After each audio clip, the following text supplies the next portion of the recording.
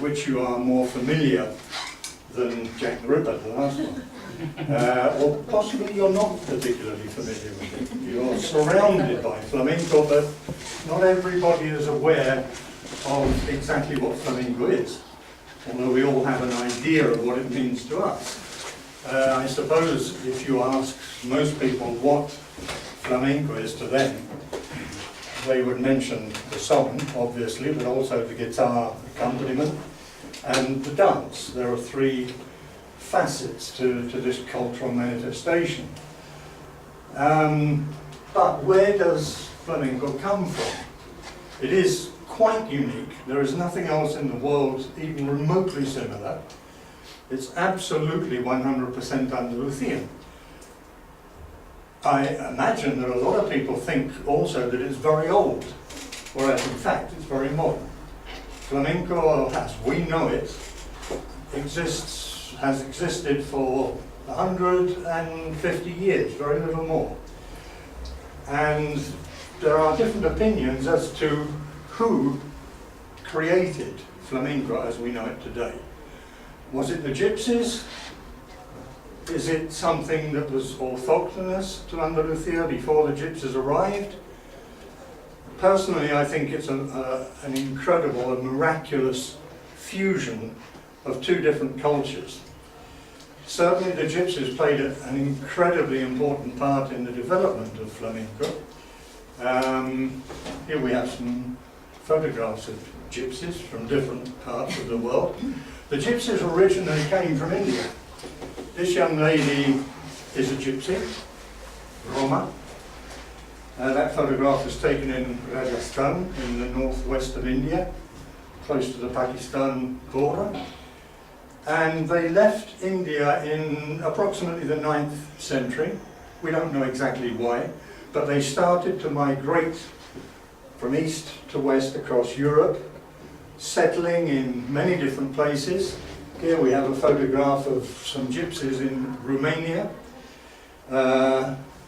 These people here, this family, this photograph was taken in Czechoslovakia in 1938, which probably means that these poor people quite possibly ended in Auschwitz, because a lot of gypsies were taken from Czechoslovakia to the extermination camps. Here we have some ladies. This photograph was taken in 1930. These are Andalusian gypsies, but as you can see in their dress and also in their morphology and in their facial expression, they're really quite similar. You can see that these people quite easily could relate to this young lady here.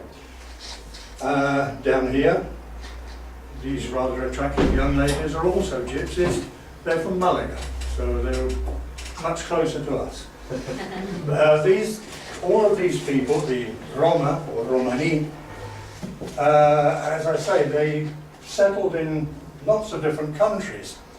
And a lot of people in Andalusia, a lot of non-gypsy people, aficionados of the cante flamenco, the payos as the gypsies call them, or gacho, say, well, we are the creators of the cante flamenco. It's Andalusian, it's not gypsy. Because if you people had created flamenco song, it would be logical to assume that there would be something similar in Czechoslovakia, in Romania, and all the other countries that you've settled in. And the fact is, there's nothing at all similar. Consequently, flamenco existed when you got here. In return, the gypsies say, well, okay, possibly, but how do you explain the fact that if you people, the payos, created flamenco, how do you explain the fact that throughout the history of flamenco as we know it, 85–90% of all of the great creators and exponents and artists have been gypsy? It would be logical to assume that if you had created this, you would have produced more people of importance in the history of flamenco. Neither of them are right and neither of them are wrong, because in fact flamenco as we know it is a fusion of the two. We're going to as the title suggests, we're going to be talking about 200 years of history, which in 1 hour is rather difficult. So we're not going to talk about the guitar or the dance today, we don't have time. We're only going to talk about the song, the singing, okay? Let's go on to the next slide. Possibly better with the mouse. Yeah. Or if not, we can do it with the mouse. There you go. Fine. This slide shows us the different parts of the different types of flamenco song that we know today and that we sing today. I've put them in different groups. Most of these groups are fairly natural. Here, for example, we have what most people consider to be cante gitana, the gypsy song. Over here we have the group of the cantinas. These are from Cádiz, Alegría, Romera, Milagrar. These are all songs with the same compás. We'll be talking about the compás in a moment. They're more popular, they're light, festive songs, very typical of Cádiz and the puertos. Here we have a very important family of song, the fandangos. There are fandangos everywhere in Andalusia. Before the gypsies arrived, what people sang and danced here in Andalusia was very similar to the rest of Spain. Seguidillas, jotas, not the jota Navarra or La Maña, but very similar, the jota de Cádiz, for example. If you look today at people in the villages here in the Montes de Málaga singing and dancing berriales during the Fiesta del Pueblo, you can see that the dance is very similar to a jota. The arm movement is exactly identical. The fandangos is a very important group because there are lots of different regional versions. When we talk about fandangos, we talk about the fandango de Huelva, de Alorno, de Málaga, de Lucena, and from the fandangos we have songs like the Granainas, the Malagueñas, Cartageneras, which are developments of the fandango. They have the same basic structure, but they're much more difficult, much bigger, much more embellished, much more sophisticated, but basically they belong to this group. Here it's very difficult to see, but we have a group of, this is sort of cajón desastre, nobody knows where these come from. Farrucas and peteneras and things. They're not related to any of the others. And here we have an interesting group. These were very popular in the 1930s and 40s, what are sometimes known as the cante de ida y vuelta, songs that are originally from the area of Cádiz, but which were exported to the Americas with the sailors leaving the Bahia de Cádiz, and then came back with influences from Colombia, from Cuba, and from other places. Songs like the milongas, guajiras, and colombianas, for example. But the main distinction here is between this group, the gypsy song, and the fandangos, which is the largest group of non-gypsy songs. And there is a fundamental difference. Well, there are several fundamental differences. First of all, you have to remember the circumstances under which these songs would be sung. The group of gypsy songs are much more intimate. They belong to the gypsy family or to the clan or to the tribe, usually sung only during family reunions or bodas y bautizos, the typical thing. Jealously guarded by the gypsies. Up until 150 years ago, very few pagos, very few non-gypsies had any contact with this or had even heard it. Also, another fundamental difference is that most of these have what we call the compás, the rhythm, whereas most of the Andalusian pago songs don't, they're free. The singer sings at his pace, and the guitarist accompanies and follows, but the guitar doesn't mark any particular rhythm. It's fundamental, the importance of the difference in the way that these songs would be sung and these, because these, the fandangos and all of these others, are folklore. That's a word you use, but it's English. Folklore, folklore. The law of the folk. The law is the popular culture of the folk, the pueblo, the people. This is true folklore. This, on the other hand, is not. As I said before, when we talk about fandangos de Malaga, de Lucena, etc. When we talk about soleá or seguidillas, for example, normally, although it is possible to talk about the Cante de Utrera, for example, or the Alcalá de Guadaira, normally when we're talking about the Soleá de Alcalá, we are in fact talking about the creation of 2 or 3 people. Joaquín de la Paula, La Roena, Juan Talegas. Normally these songs are known by the names of their creators. They're very personal, they're not popular, they're not folklore, and they were jealously guarded. And until 150 years ago, there was no contact between the two. Let's listen very quickly to 2 examples. First of all, we're going to listen to Verdiales. This is a popular song from the Montes de Malaga, as its name suggests. And then we're going to listen to a Soleá, which is purely gypsy song. And we will notice that one of the differences is the compás, which is fundamentally important. Most gypsy singing has a compás of 12 beats, accentuated on 1, 2, 3, 7, 8, 10. So the compás normally of Soleá, for example, and of practically all the rest is 1, 2, 3, 5, 6, 7, 8, 9, 10, 11, 12. 1, 2, 3, 5, 6, 7, 8, 9, 10. Sometimes that's moved, and 12 is accentuated, and 2 and 3 aren't, as in the bulerías. 1, 2, 3, 4, 5, 6, 7, 8, 9, 10, 11, 12. 1, 2, 3, 4, 5, 6, 7, 8, 9, 10. It's always that same rhythm. The Soleá that we're going to listen to, if you listen carefully, you'll be able to follow the compás perfectly.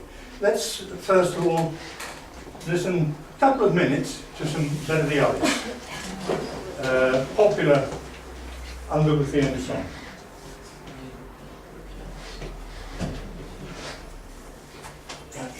Tienes que pensar aquí. Something like that.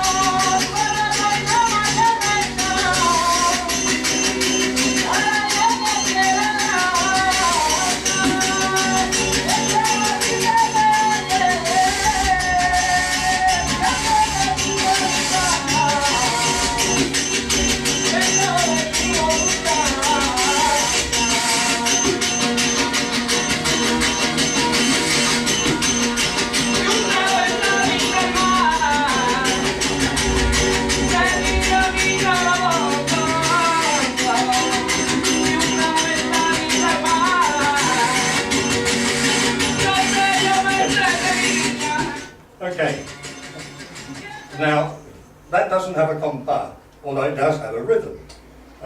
These types of fandangos, because they really are fandangos de Malaga, are what are known as cantos abandolados.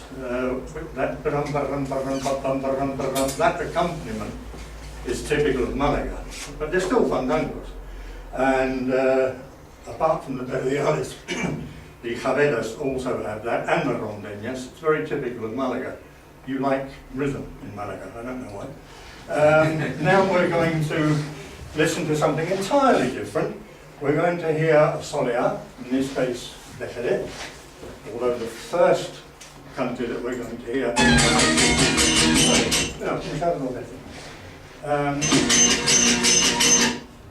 Next one, isn't it? Yeah. Okay. Actually, you can do it the next one. Boom, boom. Take some time. Yeah. The first, we're going to hear Dolores Agujetas, who is, yes, a horrible name. And a very rich history. She is from the famous family of the Agujeta. They're from the barrio de Santiago in Jerez.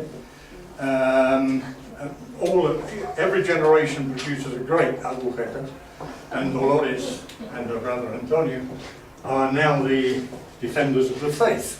The first song that she's going to sing, the first verse, although she's from Jerez, has strong influences from Utrera, the Soleá de Sedameta, but basically it's from Jerez, and you will hear the compás, 1, 2, 3, 7, 8, 10.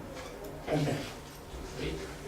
1, 2, 3, 4, 5, 6, 7, 8, 9, 10, 11, 12, 1, 2, 3. You'll hear it, the guitar will give it to you.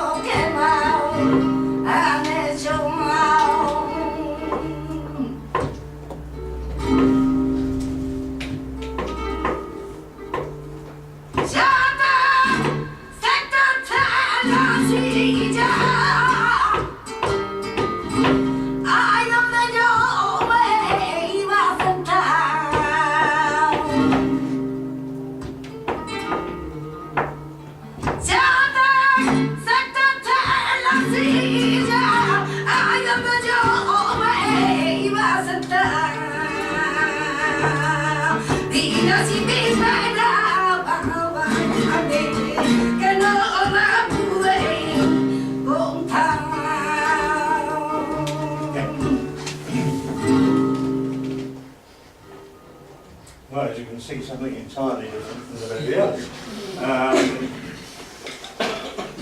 The folklore, the popular songs, really are about the experiences of the people. It's a shared experience. It belongs to the village. This, on the other hand, obviously is very much more personal, and it's about one's own feelings and one's own experiences and so on. And also in this particular case, there's a very dramatic kind of singing, which is not normally true of the more popular folkloric songs.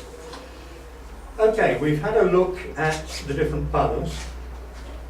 And we've seen the basic differences between gypsy song and non-gypsy song. Let's look a little bit at the history. The first references that we have to something called flamenco come from the middle of the 19th century, or the early part of the 19th century. There are certain references in the literature and by people who were travelling around Andalusia and who could hear this and were interested and wrote about it. And the first references that we have are to songs like the caña, the polo, and also to romances. The romances, of course, were popular everywhere in Spain. Before the internet, before television and radio, and before newspapers, people would travel around, especially if they were gypsies and nomadic people, and they would tell stories in the village square. People would sit there and tell a story, or possibly sing a story, in exchange for a glass of wine or some money or something. These romances were popular across Spain. They were epic poems, really, a little bit like the Cantar del Mio Cid, but much later and more popular. Romance del Conde Solo, de Bernardo del Carpio, or Romance de Jerinero. And these were some, I've heard recordings of the Romance de Jerinero from Asturias. They're completely different. It was popular across Spain. But the gypsies, I don't know why, but the gypsies particularly liked these, and they would sing them or tell these stories in their family reunions. They were what were known as cantes a palo seco. In other words, there was no guitar accompaniment. It was just talking and singing. And later, the first reference we have is to a man called Tío Luis de la Juliana. Nobody knows what he sung, because obviously there was no recording in those days, and nobody who is alive today heard him. So we have no idea what his cante was like. But a little after that, we do have singers, mainly in Triana, whose song we do conserve a little better, because the tradition has passed from one generation to the next. People like El Planeta, Diego El Fillo, and the family of Los Pelao in Triana, which at that time was the centre for flamenco. As you know, Triana is a barrio, a part of Sevilla. In those days it was completely separated. The bridge hadn't been built yet. You had to cross the river in a boat. So there was very little contact between the city of Seville and Triana, which in fact was a farming area. It was where the food for the city of Seville was grown. But there was a little contact between the city and the barrio de Triana, until a French gentleman decided it would be a good idea to build a bridge. The bridge, the famous Puente Triana, the Puente de Triana is an exact copy of a bridge in Paris, and it's by the same architect. He built it in 1852, and suddenly there was more contact between the two, which was important also for flamenco, because around that time we suddenly find, well, I must mention first a very important singer, who interestingly was not a gypsy. He was a paio, a man called Silverio Franconetti. His father was Italian. He was a great singer, an encyclopedic singer. He knew all of these cantes. He became very interested in the gypsy song, and he listened a lot to it, he learned it. He started to take popular Andalusian songs and make them bigger and more important, especially the malagueñas and the granainas. And he had also, he was a very good businessman, and he had a very, very good idea. He thought, well, this gypsy stuff in Triana is quite attractive. I think we could sell it. Here is where something very important comes into the world of flamenco. era parne. Parne, by the way, is a Kalon word. It's a gypsy word. As indeed is churumbel, chala, chalea, chungo, curro, curra, pinrele, napia, menda is a gypsy word. And also in modern Spanish, very interestingly, there are two modern words which most people would say would be very surprised to learn that they are from Caló. One of them is mola. Es que mola, dear. That is gypsy. And another one, which nobody would imagine is Caló. Dabuten, colega. It's Caló. Anyway, that's another story. Silverio thought that he could make some parne if he opened an establishment and had these people entertain the public. Of course, this was very foreign to the gypsies.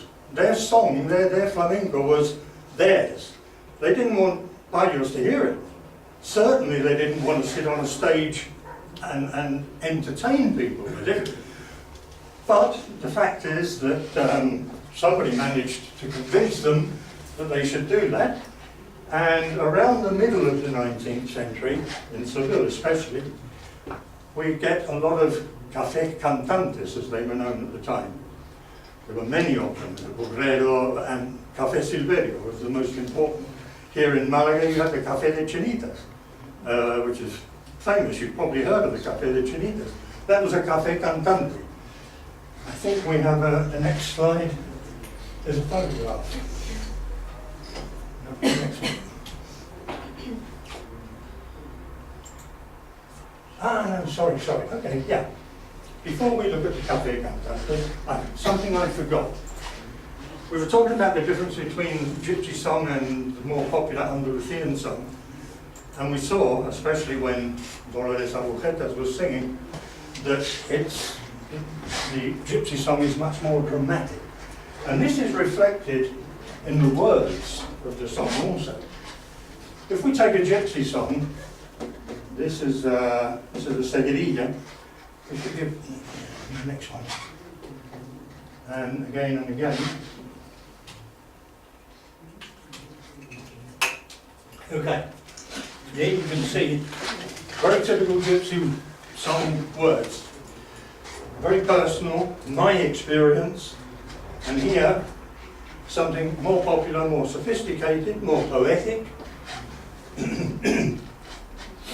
En la tumba de mi madre a dar voces me ponía y escuché un eco del viento. It's very poetic, you know. On the other hand, y con los deditos de la mano arañaba la pared. That's me suffering. Right? This is not a comment on mankind, it's a comment on my experience. And this is very typical of the difference between gypsy song and what we would call barrio song or non-gypsy song. Okay? Okay, now the next one is the café cantante. This was where what we now know as flamenco was really created, because it was where, for the first time, the two types of song came together. On the one hand, the gypsies from Triana or Jerez or wherever would be paid to sing their country, but on the other hand, non-gypsies would also entertain the people. And there was a fusion between the two, because obviously, if this is a business,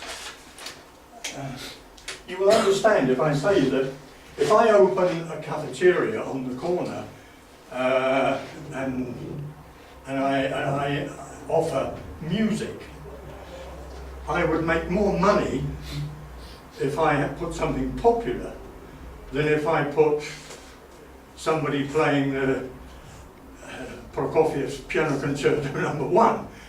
That would attract 2 or 3 people, but if I put hip-hop, I'm going to attract a lot of people. So the businessmen who were running the Café Cantantes would say to these gypsies, to El Loco Mateo or Tomás el Nitri would say, hey Tomás, it's very interesting what you're doing, but people don't understand it. Make it more accessible. Why don't you sing more malagueñas? They like that, or some fandangos, or decaffeinate it a little, water it down. It's too heavy, it's too difficult. And this is what happened. The gypsy song started to be a little diluted, but interestingly at the same time, the non-gypsy song became bigger and more important because it was being sung by gypsies. And they sang it the way they understood the way you sing. So if you, for example, let's have a look at the, yeah. Here we have some of the people who were extremely important in the history of flamenco during that period. These are some of the people who are the most important creators of gypsy song during that period. From Jerez we have El Loco Mateo. He was mad. This man was very important. He's a gaditano. His name is Enrique Energizo. Tomás el Nitri from Arcos. Here is Silverio, the man who was an extremely important creator. And here we have a very important gentleman called Antonio Chacon, also Jerezano, also from the barrio de Santiago. You can see immediately that there's something different about him. His dress. This is more flamenco. This is much more elegant. Antonio Chacon was also an incredible singer, encyclopedic. He knew all of the country. He made the malagueñas very popular, but he had a very peculiar voice. In flamenco, it's very normal, especially in gypsy song, to have the kind of voice that we heard Dolores Agujetas, that rajo, what's called a voz afillada, because of Diego el Filho, who had that kind of voice. Antonio Chacon, on the other hand, sang in falsete, almost like a contratenor. It was a peculiar voice for flamenco. But it became very popular. It was very easy to understand, it was very accessible. This man we will be talking about also, Manuel Torre, also from the barrio de Santiago in Jerez. One of the great creators of the history of flamenco. A lot of people say that probably he was the greatest flamenco singer of all time. And this is now in a period, both Antonio Chacon and Manuel Torre, there are recordings. We're now moving into a period when there are recordings. Obviously the quality of the recordings is not very good, so it's very difficult to judge really the quality of the country, but certainly he was very important. Let's go on to the next one. Again, other people moving now from the mid-19th century, the café cantantes, onto the beginning of the 20th century. Very briefly, Joaquín de la Paula, he is basically the creator of all the cante de Alcalá de Guadaira. Aurelio Sellé from Cádiz. Most people consider him to be the best interpreter of the songs from Cádiz. Tomás Pavón, very important. His sister, Pastora, La Niña del Peine, great singer.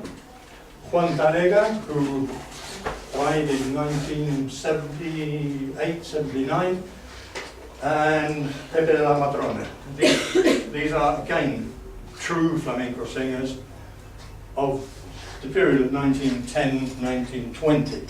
Let's go on to listen now to a fandango, but you can see here the way this fandango has grown and become more important. This is not like the Verdians that we heard before, which was a fandango. Suddenly this is a gypsy singing the same structure. It is a fandango, but he is giving it a gypsy flavour. The man in question is Manuel Agujeta, the father of Dolores, accompanied by Manolo Sanlúcar. This is dramatic.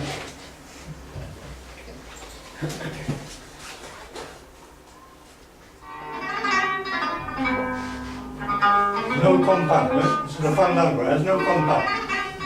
Manuel sings and Manolo follows.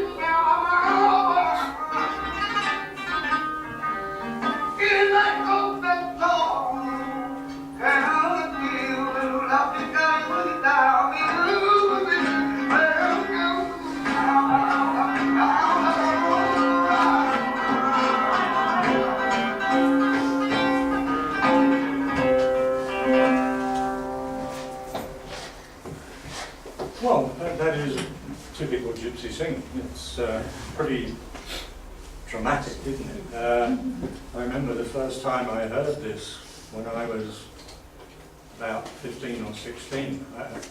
I couldn't believe it. It was boom. What is that? Incredible. So excuse me. Yeah. Where is it from? This singing. It's from, the fandango. Yeah. The fandango originally was from everywhere because it was a popular song. Fandango de Huelva is probably the best known, but also the Fandango de Lucena is very popular, the Fandango de Alorno, and the Fandango de Málaga, which are Verdiales, Claveras, etc., etc.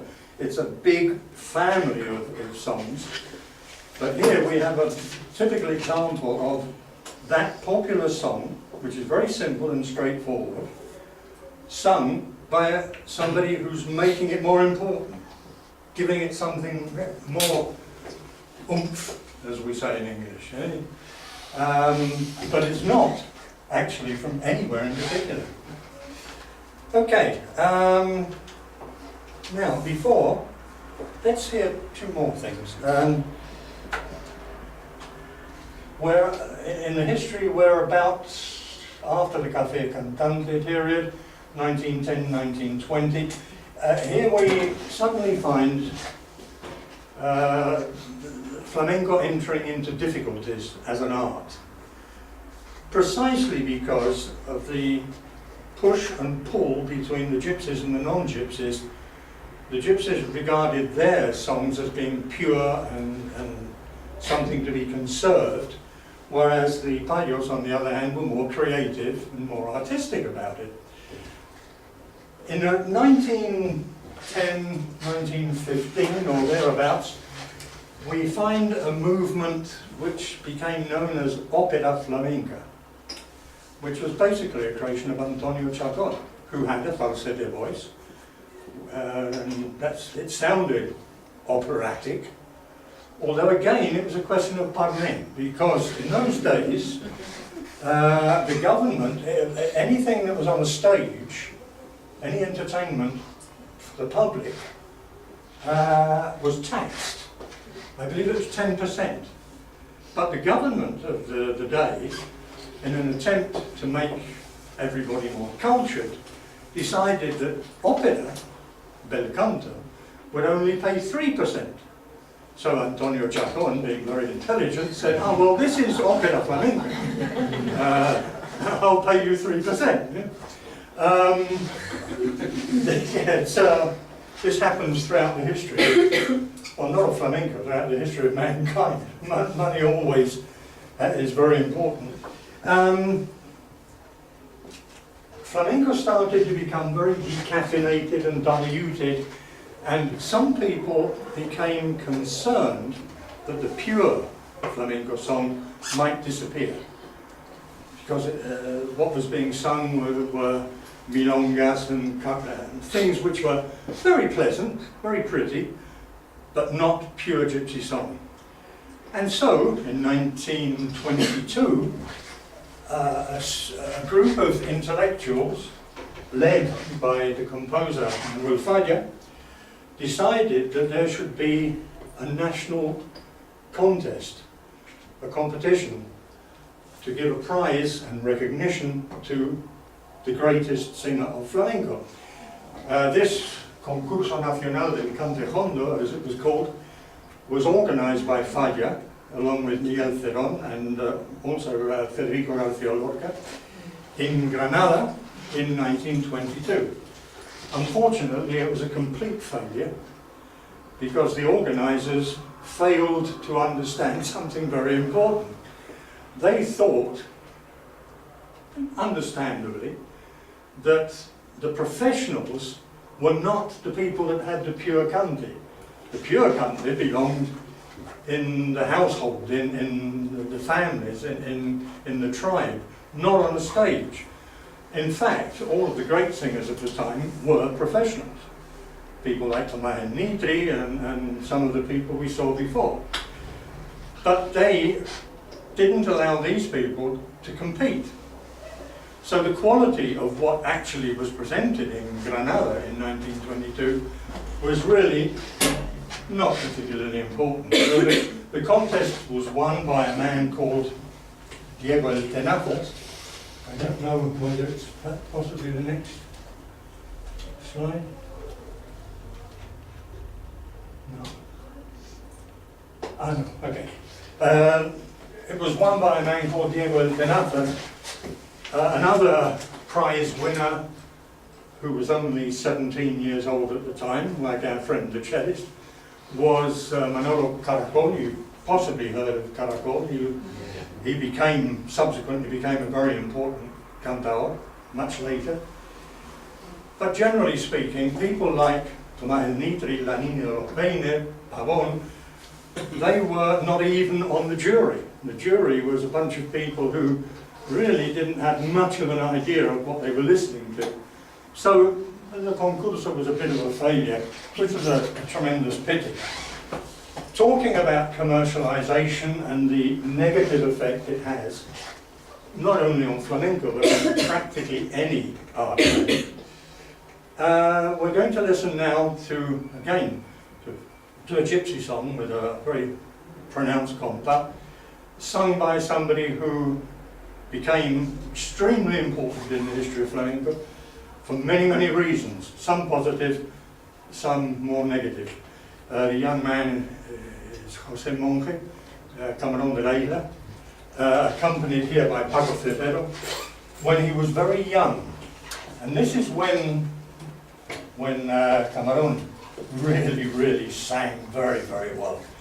Here you will see again this 12 compa. You will hear some fantastic palmas. The rhythm is incredible.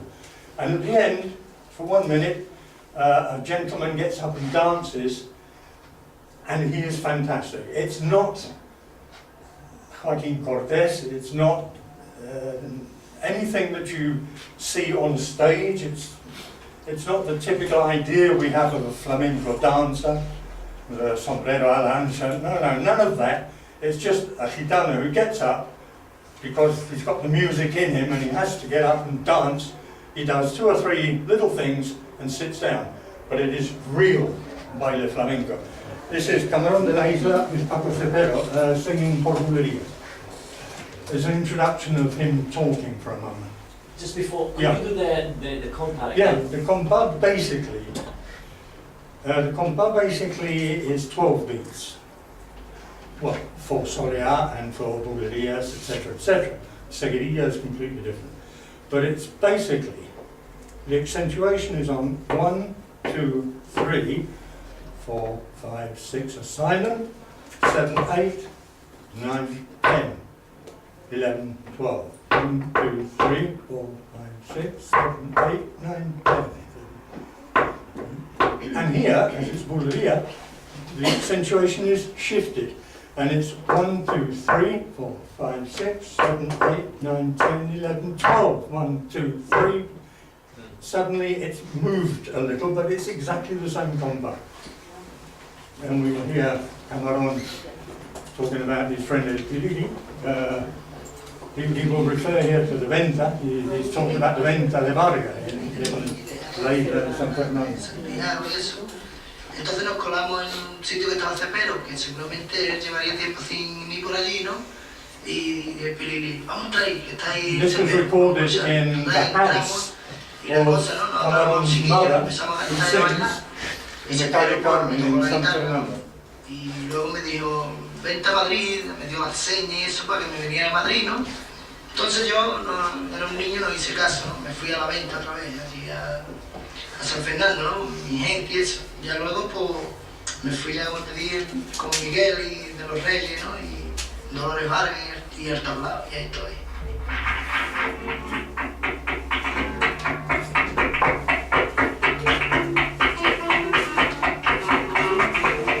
In bulerías, very often the compa becomes 1, 2, 1, 2, 1, 2. But at the end of every verse, you return to 1, 2, 3, 4, 5, 6, 7, 8, 9, 10, 11, 12. It's still there.